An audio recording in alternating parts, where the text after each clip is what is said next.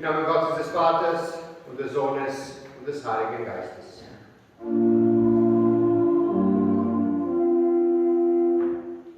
Unsere Hilfe steht im Namen des Herrn. Wir sind versammelt, um Gottes Wort zu hören und das Mahl des Herrn miteinander zu feiern. Gott begegnet uns mit seiner großen Güte. Von ihm erkennen wir, dass Schuld und Sünde uns von ihm trennen. Lasst uns in Stille zusammen beten.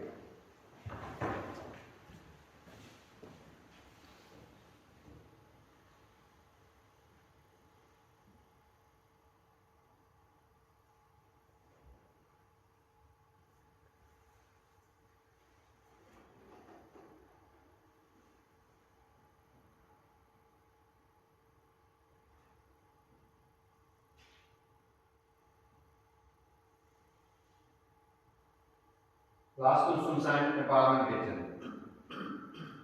Der allmächtige Gott, erbarme sich unser. Er vergebe uns unsere Sünden und führe uns zum ewigen Leben. Der allmächtige Gott hat sich über euch erbarmt. Auf den Befehl unseres Herrn Jesus Christus, als ein berufener Diener seiner Kirche, verkündige ich euch die Vergebung aller eurer Sünden im Namen des Vaters und des Sohnes und des Heiligen Geistes. Amen. In Vertrauen auf Gott beten wir mit Psalm 96 abwechselnd. Nummer 738. Singe dem Herrn ein neues Lied. Singe dem Herrn alle Welt. Singe dem Herrn und lobe seinen Namen. Verkündet von Tag zu Tag sein Reich. Erzählet unter den Heiden von seiner Herrlichkeit. Unter allen Völkern von seinen Wundern. Betet an den Herrn in heiligem Schmuck. Es fürchte ihn alle Welt. Sagt unter den Heiden, der Herr ist König. Er hat den Erdkreis gegründet, dass er nicht wankt. Er richtet die Völker recht. Der Himmel freut sich und die Erde sei fröhlich. Das Meer draußen und was darin ist. Das Feld sei fröhlich und alles, was darauf ist. Es soll jauchzen alle Bäume im Wald. Vor dem Herrn, denn er kommt. Denn er kommt zu richten das Unrecht. Er wird den Erdkreis richten mit Gerechtigkeit. Und die Völker mit seiner Wahrheit.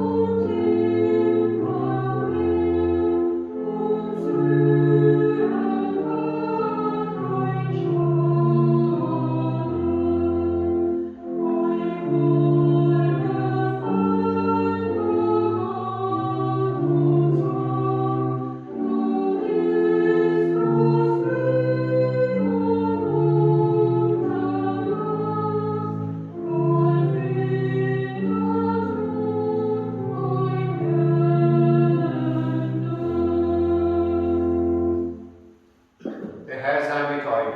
Und mit deinem Geist. Lasset uns beten. Jesus Christus, du Herr deiner Gemeinde, du leitest dein Volk auf seinem Weg durch die Geschichte.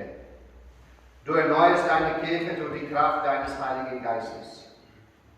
Wir danken dir für die frohe Botschaft von der Rettung des Sünders, die deine Kirche durch Martin Luther in der Reformation als neu erkannt hat. Mach uns treu, dass wir diese Botschaft nicht preisgeben, sondern deinem Wort auch nach 485 Jahren trauen, unsere Glauben bewahren und das Evangelium auch heute aller Welt bekannt machen. Dir sei Ehre und Anbetung in aller Ewigkeit. Amen.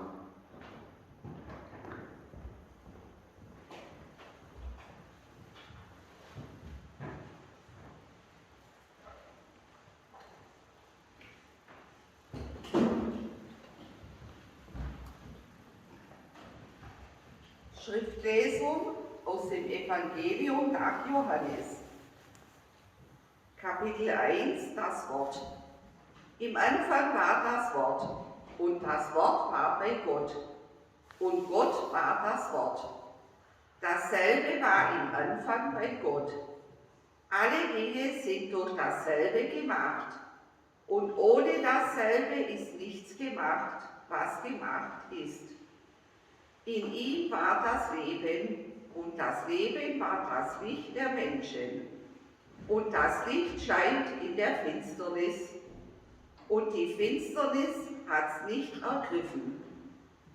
Das war das wahre Licht, das alle Menschen erleuchtet, die in diese Welt kommen. Es war in der Welt, und die Welt ist durch dasselbe gemacht. Und die Welt erkannte es nicht. Er kam in sein Eigentum, und die Seinen nahmen ihn nicht auf. Wie viele ihn aber aufnahmen, denen gab er Macht, Gottes Kinder zu werden. Denen, die an seinen Namen glauben, die nicht aus menschlichem Geblüt und noch aus dem Willen des Fleisches, noch aus dem Willen eines Mannes, sondern aus Gott geboren sind. Und das Wort ward Fleisch und wohnte unter uns, und wir sahen seine Herrlichkeit, eine Herrlichkeit als des eingeborenen Sohnes vom Vater, voller Gnade und Wahrheit. Worte des Herrn. Gott sei Dank.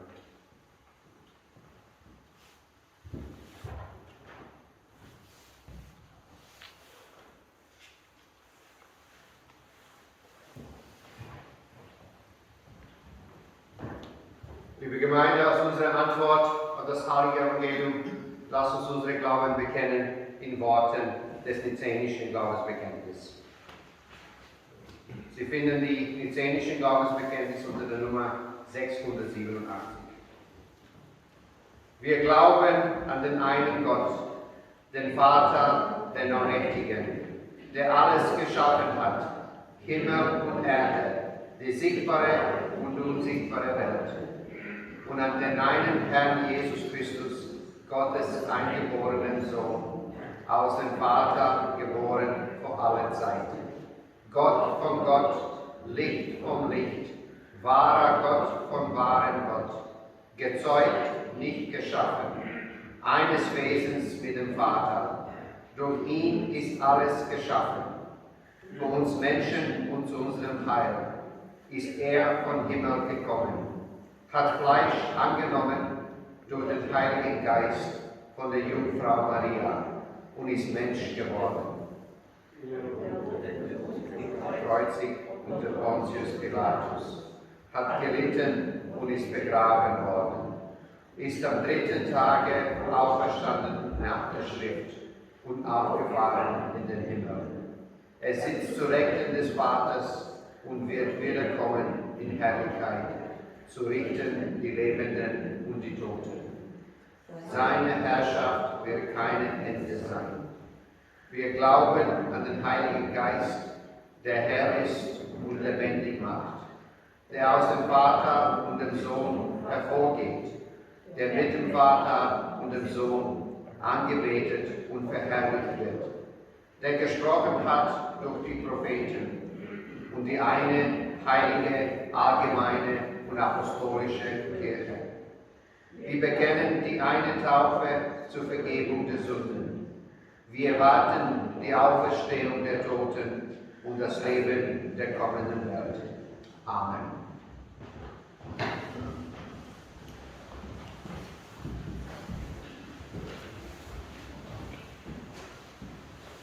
Gnade sei mit euch und Friede von Gott, unserem Vater und unserem Herrn und Heiland Jesus Christus. Liebe Gemeinde, unser heutiger Predigtext stammt ebenso von dem Evangelisten Johannes wie die Tagesspruch und die Schriftlesung, die wir bereits gehört haben. Dieser kurze Text befindet sich im ersten Brief des Johannes, Kapitel 3 und lautet: Seht, welch eine Liebe hat uns der Vater erwiesen, dass wir Gottes Kinder heißen sollen. Und wir sind es auch. Darum erkennt uns die Welt nicht, denn sie hat ihn nicht erkannt. Meine Lieben, wir sind schon Gottes Kinder. Es ist aber noch nicht offenbar geworden, was wir sein werden. Wir wissen, wenn es offenbar wird, werden wir ihm gleich sein, denn wir werden ihn sehen, wie es ist. Bei erstem Lesen macht mich dieser Text sozusagen ratlos. Nicht etwa, weil es schwer verständlich wäre, im Gegenteil. Er legt uns die Botschaft vor Weihnachten so wunderbar einfach ans Herz, dass es nicht mehr auszulegen und damit auch nicht mehr zu predigen gibt. Der Text nimmt das auf, was Jesus im Johannesevangelium sagt. Gott liebt diese Welt so sehr, dass er seinen einzigen Sohn hingibt, damit jeder, der glaubt, nicht verloren geht, sondern das ewige Leben findet. Gott macht uns in seiner unendlichen Liebe zu seinen Kindern. Und darum ist es nicht anderes als logisch, wenn wir unser Leben heiligen. Wir begegnen einander und allen Menschen dieser Erde wie Geschwister. Wir jagen täglich den Frieden nach, sterben die Gerechtigkeit an, tragen dem göttlichen Geschenk des Lebens Sorge und alles wird gut. Amen. So ist es und es bleibt es. Mehr gibt es nicht zu sagen. Nur in der Praxis wird es so oft schwierig. Zwar bekennt sich ein Drittel der Menschheit zum christlichen Glauben, und dennoch, wenn wir unsere Welt anschauen, sind Friede, Gerechtigkeit, Bewahrung der Schöpfung oft nichts mehr als leere Schlagworte für so viele Christen. Man kann die gewaltigen Probleme, Krieg, Gewalt, psychische und seelische Not nicht verschweigen, aber auch nicht die tiefen Spaltungen, die die Pandemie in unseren Gesellschaften in vielen Fällen und Familien noch ausgeprägter gemacht hat. Wir sehen, hören und lesen täglich davon. Seht, welche Liebe uns der Vater gegeben hat, dass wir Kinder Gottes heißen. Und wir sind es. Wir sollen sehen, sagt Johannes, hinschauen. Aber Acht geben auf die Liebe, die Gott, der Vater, uns gegeben hat, finden wir manchmal schwer. Wir heißen seine Kinder und wir sind es auch. Nicht, weil wir als Menschen besonders klug, nett und edel sind oder uns wenigstens darum bemühen, sondern darum, weil Gottes Liebe all unserem Denken, Fühlen und Handeln zuvorkommt. Und wir bleiben Kinder Gottes. Alle Getaufte bleiben Kinder Gottes. Auch wenn alles in der Welt dagegen spricht. Eben weil Gott uns zu seinen Kindern erklärt und nicht wir selbst. Seht, welche Liebe uns der Vater gegeben hat, dass wir Kinder Gottes heißen, und wir sind es. Die Hirten geben uns eine wunderbare Beispiel. Wir haben gestern in Schloss Ragarten 4 Hirten gehabt, eigentlich 3 Hirten und eine Hirtin. Und sie haben so toll gespielt. Und diese Szene aus Bethlehem. Die Hirten, natürlich in der Bibel, führen ein mühseliges Leben mit unmöglichen Arbeitszeiten, einem schlechten bezahlten Job und was ist das Schlechteste? Ohne Karrierechancen. Eine Hirte hat keine Karrierechance. Aber genau sie, die nichts zu zeigen haben, sehen den Engel und hören seine Botschaft. Dann sie springen auf, laufen zur Krippe und werden zu den ersten Evangelisten, indem sie verkünden, was es mit diesem Kind auf sich hat. Schön. Und doch bleibt hier ein Aber. Ein Aber, der unser Text Rechnung trägt. Darum erkennt die Welt uns nicht, weil sie ihn nicht erkannt hat. Die Hirten treten an die Krippe, lassen sich vom Kind verzaubern und bringen das, was sie wahrnehmen, in Beziehung zur Botschaft des Engels. Sie haben keine Beweise für diese Erkenntnis, aber die Hirten sehen das Kind und trotzdem wissen nicht, was aus diesem Kind wird. Sie sehen nur, welche Liebe hier zu finden ist. So unbegreiflich, so geheimnisvoll, dass es Gottes Liebe sein muss. Und sie werden von der Hoffnung erfüllt, die all ihre vor Augen liegende Hoffnungslosigkeit übersteigt. Und diese Hoffnung inspiriert sie und öffnet ihnen den Mund, dass sie die frohe Botschaft an die Welt verkündigen. Und darin liegt die Sprengkraft unseres Textes. Wenn wir die Liebe Gottes wirklich wahrnehmen, bereit, uns von ihr in Kinder Gottes verwandeln zu lassen, dann werden wir offen für alles, was uns von Gott zukommt. Und wie der Weg Jesus deutlich macht, wird es immer anders und weit mehr sein, als wir uns vorstellen können. Doch es gibt auch kostbare Momente, wo die Liebe Gottes sich zeigt und die eigene Lehre erfüllt. Augenblicke, wo ich sehe und gewiss werde, dass ich Kind Gottes bin und bleibe. Was auch immer in dieser Welt und rund um mir geschehen mag. Es sind geschenkte Momente, unerwartet und unverdient. Und sie sind ein unverhoffter Ausblick auf die Fülle, welcher am Ende unseres Textes aufscheint. Wir wissen aber, dass wir, wenn es zutage tritt, ihm gleich sein werden, dann wir werden ihn sehen, wie er ist. Als Kinder Gottes schenkt uns Gott in der heiligen Nacht nicht bloß ein wenig Liebe, Freude und Hoffnung. Er schenkt uns sein Ein und alles. Und das, liebe Schwestern und Brüder, das eröffnet eine großartige Perspektive. Das Licht, welches in der heiligen Nacht aufstrahlt. Das Licht, welches sich schon jetzt da und dort zeigt, uns Wärme, Orientierung und Hoffnung schenkt. Hoffnung auch in dieses 2. Jahr der Lockdown und Pandemie. Und dieses Licht wird einmal die ganze Welt erfüllen. Und das Licht stammt von dem, der jetzt noch als Kind in der Krippe liegt.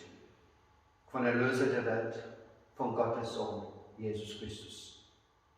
Und das, liebe Gemeinde, das ist die frohe Botschaft von Weihnachten. Halleluja. Und die Friede Gottes, welcher höher ist alle Vernunft, bewahre eure Herz und Sinne in Christus Jesus. Amen.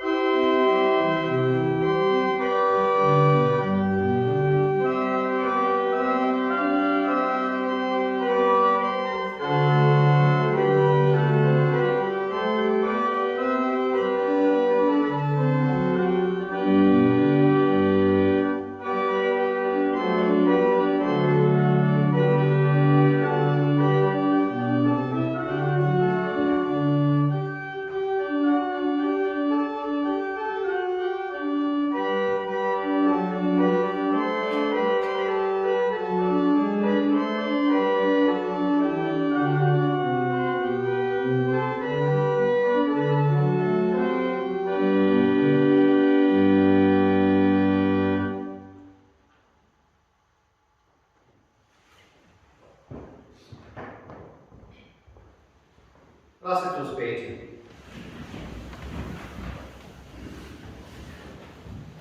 Heute feiern wir den Anfang aller Anfänge. Deshalb rufen wir zu dir, Gott der Liebe, danken dir, dass wir gegründet sein in dir und bitten dich, lass den Glauben in uns reifen, wachsen und Frucht bringen. Heute singen wir frohe und vertraute Lieder oder hören frohe und vertraute Lieder. Deshalb rufen wir zu dir, Gott des Lichts. Danken dir, dass wir deine Kinder heißen und sind und bitten dich, lass uns anderen Anteil geben an deiner Liebe. Heute denken wir an unsere Nächsten und Fernsten. Deshalb rufen wir zu dir, Gott der Gerechtigkeit. Danken dir, dass wir von dir eine Menschheit sind und bitten dich, lass uns Boten deines Friedens sein. Heute hören wir von Frieden und Heil. Deshalb rufen wir zu dir, Gott der Hoffnung. Danken dir, dass du uns Kraft schenkst und Zuversicht und bitten dich, lass alle Geschöpfe verbunden sein vor dir. Du bist die Liebe und das Licht, die Gerechtigkeit und die Hoffnung. Und wir sind deine Kinder, Schwestern und Brüder, heute und alle Zeit. Amen. Der Herr sei mit euch. Und mit deinem Geist. Erhebet eure Herzen.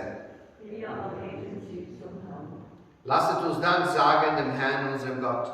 Das ist würdig und recht. Wahrhaftig würdig ist es und recht, dass wir dich, ewige Gott, immer und überall loben und dir danken durch unseren Herrn Jesus Christus. Ihn hast du der Welt zum Heil gesandt und durch seinen Tod haben wir Vergebung der Sünde und durch seine Auferstehung das Leben. Darum loben die Engel deine Herrlichkeit, beten dich an die Mächte und fürchten dich alle Gewalten. Die Himmel und alle Himmelkräfte preisen dich mit einheiligem Jubel. Mit ihnen lass auch unsere Stimmen uns vereinen und voll Ehrfurcht rufen.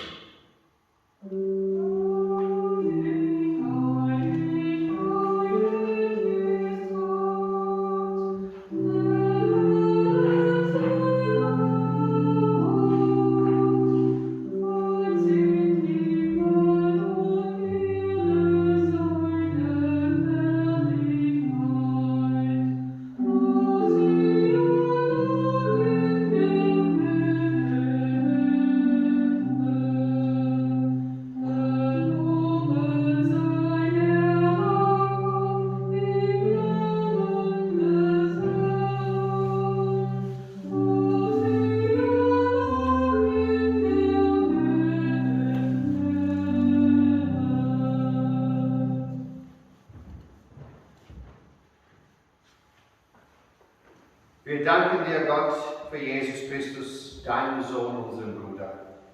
Sein Leben gibt uns Richtung und Ziel. Sein Sterben entmachtet Sünde und Tod. Seine Auferstehung erfüllt uns mit Hoffnung für alle Welt. Jesus Christus lebt uns an seinem Tisch.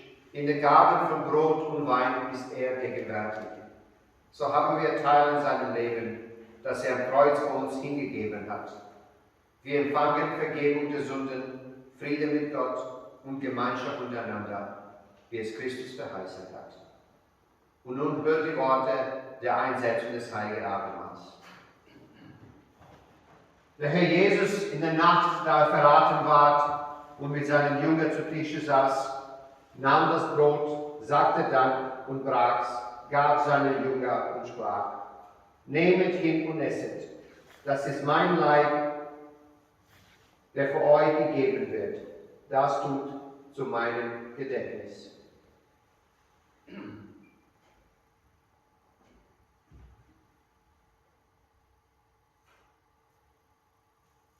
Das gleiche nach dem Mahl nahm er der Kerl, sagte Dank, gab ihnen und sprach: Trinket alle daraus, das ist mein Blut des neuen Bundes, das für euch und von vielen vergossen wird, zur Vergebung der Sünden. Das tut zu meinem Gedächtnis.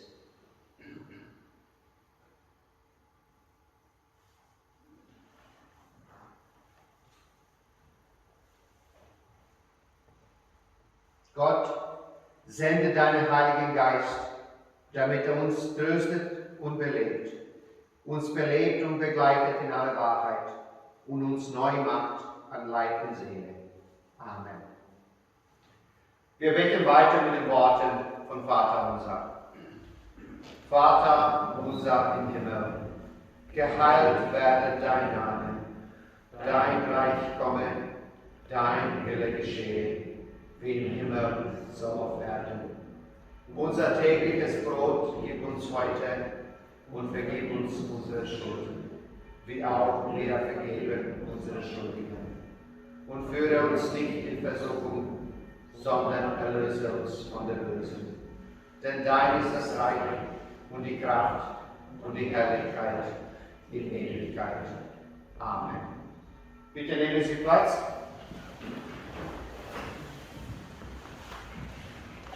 Der Friede des Herrn sei mit euch allen.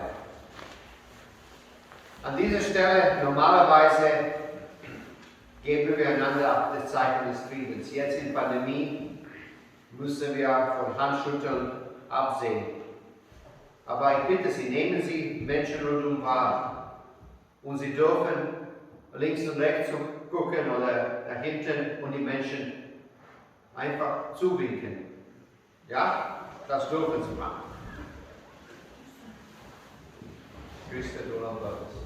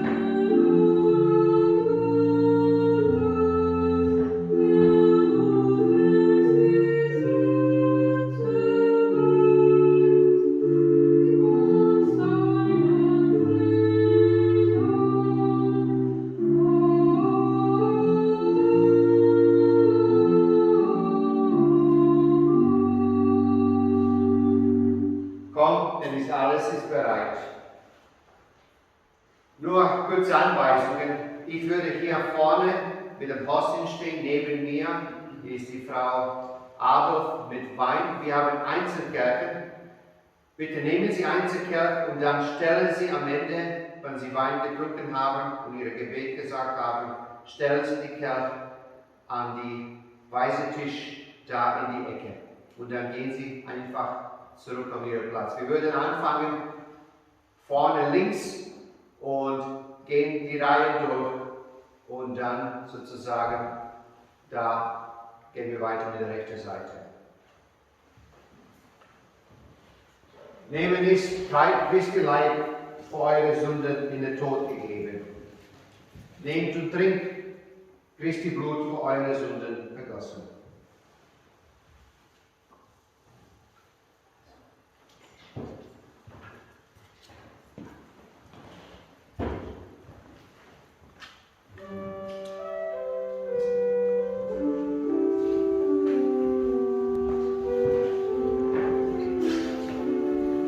Konfirmanden können auch nach vorne kommen, um Gottes Segen zu empfangen für das neues Jahr.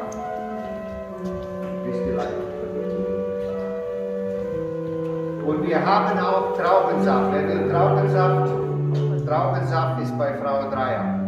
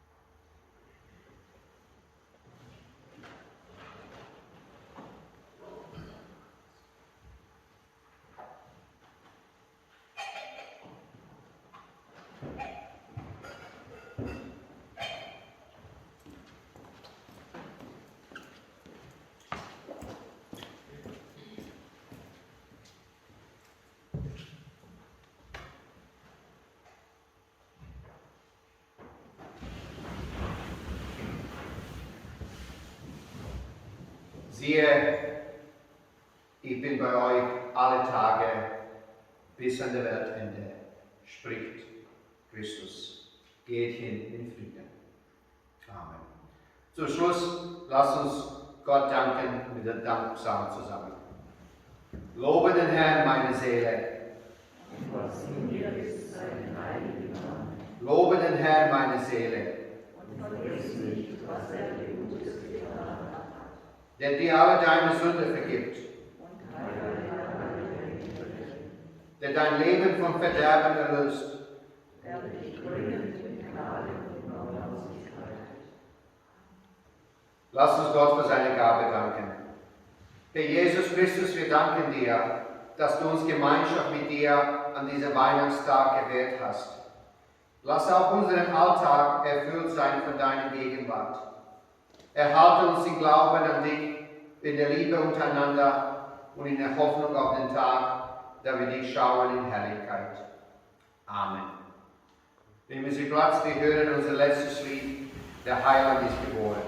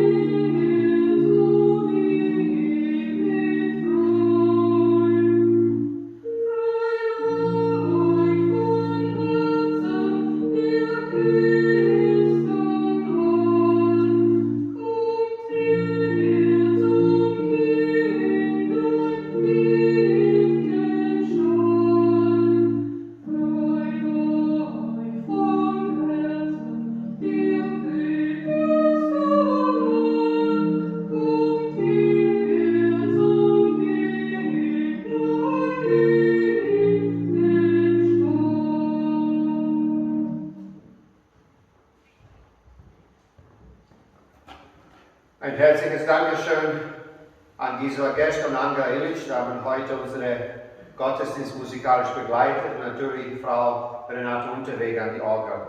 Ein herzliches Dankeschön an unsere Messner Ehepaar, Heidrun und Johannes Adolf, für diese wunderbare geschmückte Christbaum und für die Hilfe auch bei der Abendmahl. Herzliches Dankeschön an Frau Berge-Dreier und Herr Schließer für die Ordnerdienst und auch bei der Hilfe bei der Abendmahl. Da gibt es bei jedem Gottesdienst so viele Menschen, da arbeiten hinter den Kulissen. Und ich bin dankbar, da wir hier in Balzam, wir haben immer so viele Hilfe. Und besonders an diesem Weihnachtstag.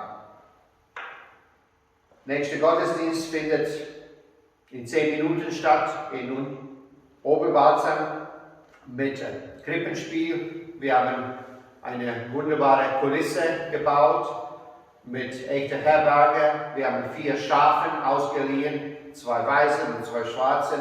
Und wir haben so viele Kinderanmeldungen für unser Krippenspiel, da eigentlich mehr, als wir brauchen. Deshalb haben wir gestern 4 Hirten. Wir haben 3 Engel gehabt, wir haben echt Josef und Maria gehabt und auch heute. Und ich finde, das ist toll, das ist so eine Bereitschaft hier in Balzheim mitzumachen. So, nächste Gottesdienst, wie gesagt, gleich im Anschluss in Oberbalzheim und dann morgen am Stephanustag, 26. Dezember, um 39 Gottesdienst in Oberbalzheim mit Orgel und Geige.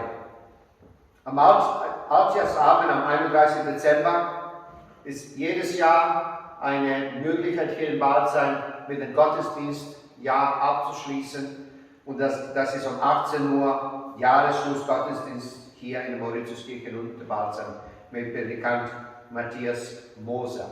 Er kommt am 31. Auch die Kollekte vom Gottesdienst am Heiligen Abend, gestrige Kollekte, betrug 373 Euro. Das Opfer der beiden heutigen Gottesdienste, diese und der nächste, ist für die Aktion Brot für die Welt bestimmt. Gott segne die Geber und die Verwendung der Gaben. Ich wünsche Ihnen und alle Ihre Familien einen gesegneten Christtag. Und zum Ende, ich bitte Sie nochmal aufzustehen, um Gottes Segen zu empfangen.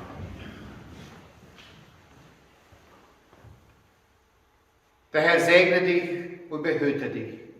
Der Herr lasse sein Angesicht leuchten über dir und sei dir gnädig. Der Herr hebe sein Angesicht auf dich und gebe dir Frieden.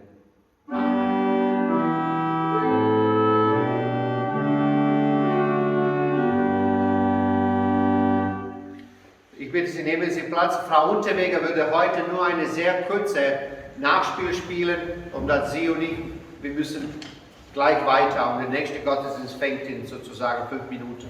So, wir hören nur eine ganz kurze Nachspiel und ich entschuldige mich, ich kann heute nicht jeder begrüßen vor die Türen und dann ich muss weiter. Aber wie gesagt, ich wünsche alle einen gesegneten Christtag und bis bald.